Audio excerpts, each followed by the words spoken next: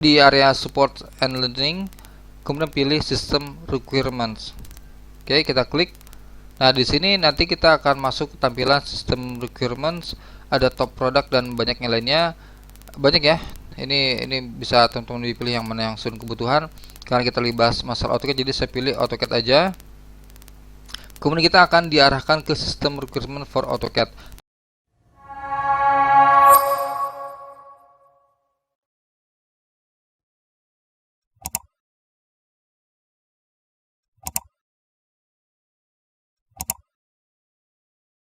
Sekarang saya akan memberikan informasi bagaimana mengetahui spek minimum ya, spek minimum untuk laptop kita atau komputer kita pada saat kita mau menginstal AutoCAD ya. Jadi maksudnya cocoknya kita pakai AutoCAD versi tahun berapa nih untuk laptop dan komputer kita. Mungkin sudah banyak tutorial ya yang menjelaskan bagaimana kita mengetahui spek ya untuk komputer atau laptop kita pada saat kita mau menginstal AutoCAD. Kenapa kita harus mengetahui hal tersebut? Yang pertama, jika kita tidak sesuai ya dengan sistem requirement yang diarahkan oleh AutoCAD, yang pertama kendalanya adalah pada saat startup itu akan terasa berat ya. Jadi AutoCAD akan lama untuk masuk ke tampilan awal. Jadi pada saat kita startup, kita masuk ke tampilan ini akan sedikit lama. Yang keduanya, pada saat kita menggambar,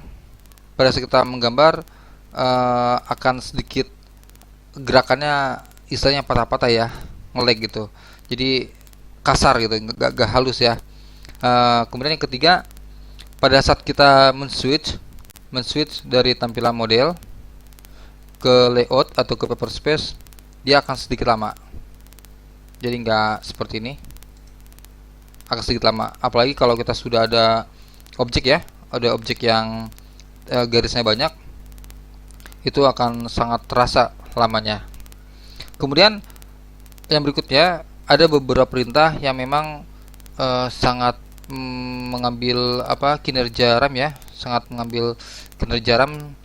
Jadi kalau kita dipaksakan, otomatis akan mengganggu pekerjaan kita. Contohnya seperti di perintah blok-blokan ya, blok-blokan atau extract itu sangat mengambil kinerja RAM. Nah, jadi kalau kita bisa nggak kita paksakan? Bisa aja. Tapi permasalahannya yang akan kita temukan adalah seperti yang tadi saya jelaskan ya, terutama pada saat startup, AutoCAD akan sangat lama untuk membuka tampilan awalnya. Oke, bagaimana untuk mengeceknya ya? Kita bisa buka Google Chrome atau perambahan sejenisnya. Kemudian kita ketikkan autodesk.com seperti ini. Kemudian teman-teman bisa scroll ke bawah ya. Teman-teman bisa scroll ke bawah sampai mentok. Kemudian di area support and learning, kemudian pilih system requirements. Oke, kita klik. Nah, di sini nanti kita akan masuk ke tampilan system requirements, ada top product dan banyak yang lainnya. Banyak ya.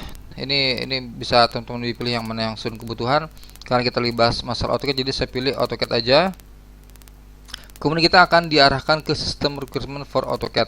Nah, di sini teman-teman bisa melihat banyak sistem requirement for AutoCAD 2002, 2022 dan seterusnya sampai ke bawah, dan paling minim 2010. Jadi untuk tahun besok, misalkan 2023, 2024, maka ini akan geser nih. Berarti 2023 kemungkinan ini 2011 paling bawah, 2010 sudah hilang dan seterusnya. Ya. Nah, kita coba lihat di sistem requirements for AutoCAD 2010 apa sih yang sarankan ya.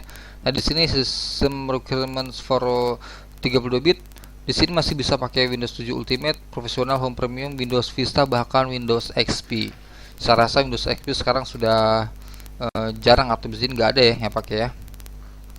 Kemudian CPU-nya Intel Pentium 4, Windows Vista Intel Pentium 4 masih bisa dipasang AutoCAD 2010 ya. Nah, cuman di sini dia prosesornya 3,0. Jadi dicepatkan baca prosesornya 3,0. RAM-nya 2 GB. Ini sama 2 GB, display resolutionnya 1024 x 768. Kemudian jika kita ingin menginstall fitur 3D-nya, nah di sini ada tambahan ya. 2 GB bisa dipasang, cuman lebih baik di atas 2 GB. Kemudian ini apa, untuk displaynya, resolusinya ini 1024 mungkin untuk tampilan 2D, tapi untuk kita main 3D harus di 1280 kali 1024 32 bit gitu ya. Nah ini 64 bit juga ada, sistem yang disarankan.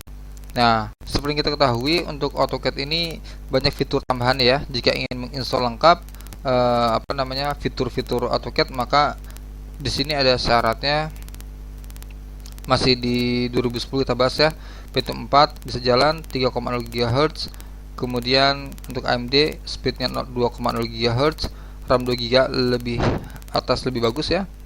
2 GB free disk space-nya. Kemudian seperti di 3D modeling 1280 kali 1024 untuk resolusinya. Oke, sekarang kita coba lihat 2017 ya. AutoCAD 2017 yang tengah-tengah lah. Kita lihat. Nah, di sini tampilannya justru beda ya. Tampilan sistem requirement-nya untuk tabelnya. Untuk 2017 bisa dijalankan di Windows 10, kemudian Windows 8.1 with update KB ini, kemudian untuk Microsoft Windows 7 masih bisa jalan. Jadi kalau di XP udah nggak bisa jalan ya. Kemudian CPU-nya 1 GHz untuk di 32 bit atau 64 bit. 1 GHz ini saya rasa pas-pasan ya. Karena semakin besar GHz speednya prosesornya, maka semakin cepat. Setahu saya seperti itu. Jadi saya sarankan di atas 1 GB lah. Mungkin 2,0. Jadi kalau kita install di notebook yang atom itu ya, saya rasa kurang bagus. Kemudian untuk memori RAM-nya 2 GB dia bisa jalan di 32 bit yang disarankan 3 GB, 64 bit 4 GB yang disarankan 8 GB. Kemudian displaynya 1360x768, lebih tinggi lebih bagus. Kemudian scale desktopnya ya 125%. Nah, kenapa disarankan di 1360x768 atau scale-nya di 125%? Karena di sini nanti ribbonnya ini seolah-olah melipat. Itu istilah saya melipat. Jadi ini kan terlihat jelas semua. Kalau misalkan di bawah resolusi yang disarankan, maka di area layer ini warna ya, seperti ini yang lipat maksud saya. Tidak terbuka semua. Nah, mungkin saya kalau pakai resolusi yang lebih tinggi, ini nggak seperti ini ya. Keluar semua gitu loh, seperti ini. Gitu ya. Nah, kemudian di sini ada, tadi display resolusinya ya 1360x768, ini lebih bagus tuh, lebih tinggi yang tadi saya jelaskan. Kemudian ada display card untuk VGA card ya, di space-nya 6 GB, MOS pasti. Kemudian net framework. Nah, dapat kasus dari teman-teman, dia tidak bisa menginstal AutoCAD ya. Saya nggak bahas dia dapat dari mana. Intinya dia tidak bisa menginstal AutoCAD.